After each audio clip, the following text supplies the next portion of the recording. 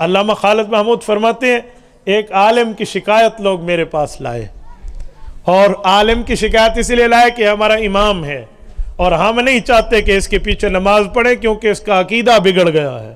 انہوں نے کہا کیا بات ہے؟ کہا یہ اپنی بیوی کو والدہ ماجدہ کہتا ہے۔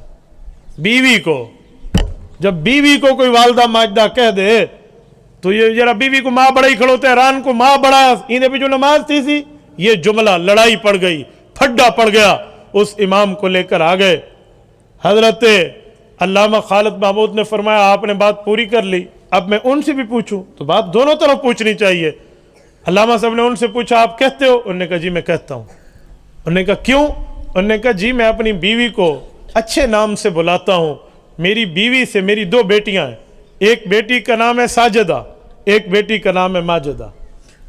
ایک بیٹی کا نام ہے ساجدہ، ایک کا نام ہے ماجدہ۔ ساجدہ بڑی ہے، ماجدہ چھوٹی ہے، تو میں اپنی بیوی کو اپنی چھوٹی بیٹی کے نام سے پکارتا ہوں، والدہ ماجدہ، ماجدہ کی امی۔